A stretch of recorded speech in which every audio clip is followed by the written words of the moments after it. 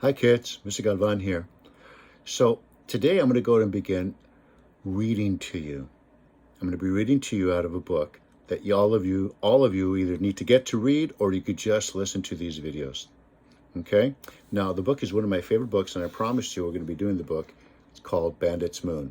Now I know it's a little bit backwards because I'm doing this on my new iPad, but I wanted to make sure that all of you could see this and that my new iPad works. Okay? There's about 20 pages in chapter 1. So I'm not going to stop until I'm done with the first chapter. Now, the first chapter, again, it looks like this. Chapter 1, and it's I hide. That's what it is. I hide. Please listen carefully, and if you don't get anything, I want you to rewind the video, stop it, ask yourself some questions. What can you infer?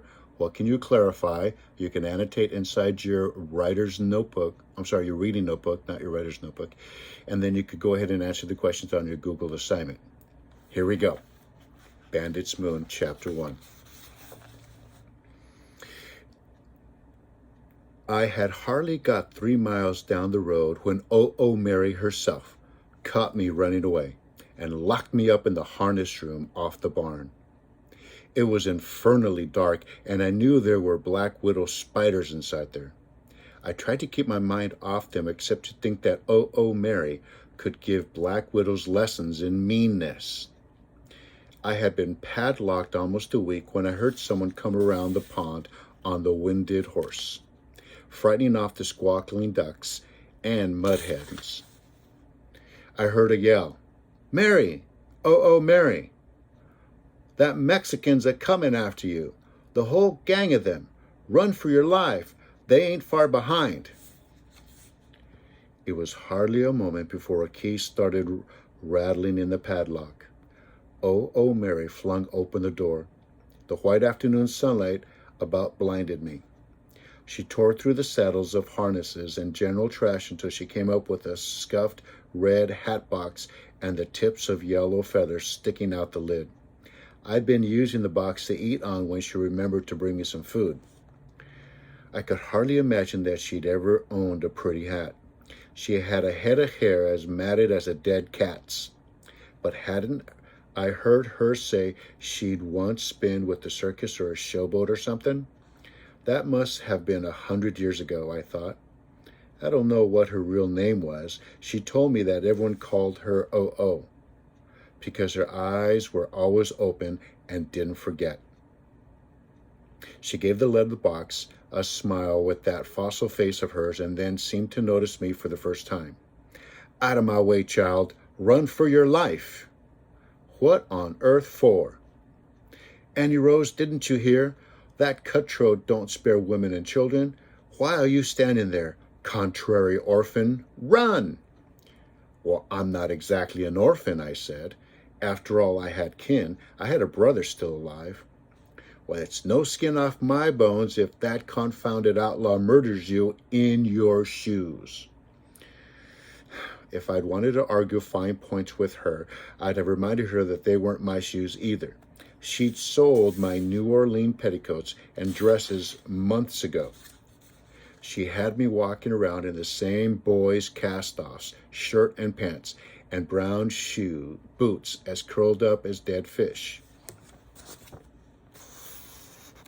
There's Mary and Annie Rose dressed up as a boy. "Don't claim I didn't warn you," Mary shouted, pushing me out of the way.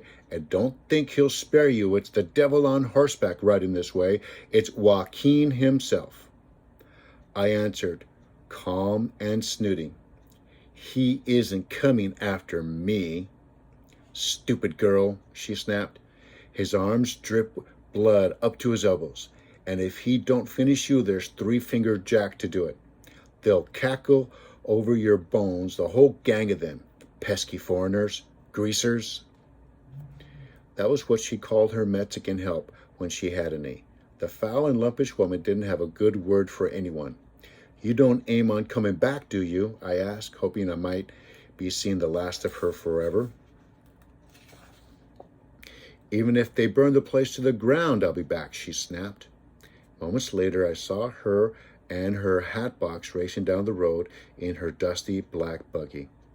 It was piled with loose dresses and her big goose-feathered mattresses, all rolled up and puffy as a cloud. With the horse whip held aloft, she struck sparks in the air. I'd heard the horrible tales about Joaquin, and they were sure enough to give anyone the fits. Now, as I saw dust rising behind the hill, I decided not to be passing the time on the porch having myself a long first drink out of the water barrel. I got my few belongings in a pillow slip, in case the outlaws set the ranch on fire. My eyes lit on the bundles of hay standing out in the field like a flock of scarecrows. With my boot heels flopping in the dirt, I hurried to the fields and snugged myself inside the nearest sack of hay, but not too deep. I wanted to be able to see the famous cutthroat. As I waited, I thought I might be a true child of calamity to be standing all covered with smelly hay. Ever since we'd set out for California, my mother and brother, Lank, and I had luck come leaping out at us. Crossing Panama on muleback to reach our ship in the Pacific Ocean, Mama had caught a jungle fever. We had had to bury her at sea off the coast of Mexico. When Lank and I had landed in San Diego, where Mama had planned to start a school, our money was stolen right out of Lank's left coat pocket. Not only our money, but all our papers, including a guide to the gold country up north that Lank had got hold of. It showed an X mark near a place where Mariposa was there and supposed to be a rich vein of gold. In order to eat, we had to sell off Mama's trunk full of books, including all of Shakespeare in red leather bindings. And then Lank got it into his head to walk to the gold diggings a few hundred miles north, the both of us, and strike it rich like everybody else. He'd figured we'd outfit ourselves in Sacramento first. So we set out with all our belongings on our backs like peddlers. But you'd think someone had thrown a curse over me. Mama never believed in evil curses and hokey-pokey stuff like that, so I figured bad luck just happened. And when it did, Mama never spared it more than 10 minutes of her time and just got on with things. I tried to get on with things, but why couldn't I have tripped over my own long feet and broken my ankle in a better spot? Lank carried me to the nearest house, which was only a mile away. Tarnation. It turned out to be O.O. Mary's horse ranch. Only she was just back from across the border in Mexico, and so powdered and gussied up you'd hardly recognize her.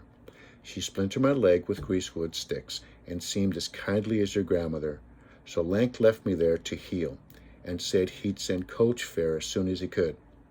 And she said not to worry, for as soon as I could walk on my leg, I could do little things around the house to earn my keep.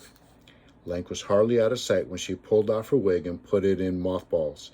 The next day I found her holding up my dresses and lace petticoats to the light. They disappeared to pay for my keep. I cried when she sold my violin in the black leather case and every note of my Mozart and Schubert. She even cut off my long yellow hair and sold it. With all the comings and goings around the place, it didn't take me long to figure out that she dealt in stolen horses and earrings and anything else you didn't hang on to with both hands and a foot. I think she must have stolen letters from Lank. He wrote me once from Sacramento to say he'd sending me coach fare, but I never saw it. I was awakened from my thoughts by the squawk and ducks from the pond. When I looked out again, there came the bandits, about 10 of them, with their hawk's eyes looking out for the black shade of light of large straw hats. Yellow cartridge belts made X marks across their chest. The men looked as stiff as soldiers, and I wonder if they forgot they'd fought in the war we'd finish off with Mexico. The Mexicans had sold us California and Texas when it was over. But when it was over, my papa didn't come back. Closer and closer the horsemen came, walking their beasts now with only the silver jingle of spurs and the snort of a horse to disturb the afternoon quiet. I recognized a big Mexican by the finger missing off his right hand and figured he must be Three-Fingered Jack. My gaze shifted to the bandit right beside him, the one with the silver buttons running down his legs. He smiled. His teeth gave off a flash as white as oyster shells. That must be Joaquin, I thought. He made my blood run cold, smiles or not. I'd never been so near to murdering villains. It surprised me that Joaquin hardly appeared much older than my brother, Lank, who was 17. And the outlaw wasn't even as tall. He wore a red scarf around his long black hair so that he looked more like a pirate than a general leading his army of cutthroats. Step by step he advanced. He frightened me even as though his arms weren't stained with blood all the way up to his elbows. He smoked a thin black cigar as crooked as a twig and wore 7 spurs, almost as big and spiky as sunflowers. He'd said something in Spanish, and his men began smacking the place, looking for O.O. Mary. He dismounted and helped himself to the water dipper in the porch. As I peered out, I saw him staring down at the dust, studying it. He must have had a keen eye for tracking because he followed my fresh steps as directly as if I had left a trail of breadcrumbs like the kids in the fairy tale. I saw him pull a pistol from his sash, shift to one side, and cock back the trigger. Buenas tardes, Calico, I heard a whisper that old Mary was hiding. Do you wish a moment to say your last prayers? It is me, Joaquin. I was almost afraid to breathe. If the outlaw even saw a few straws jiggle, he might be edgy enough to fire. So I'm going to stop right there.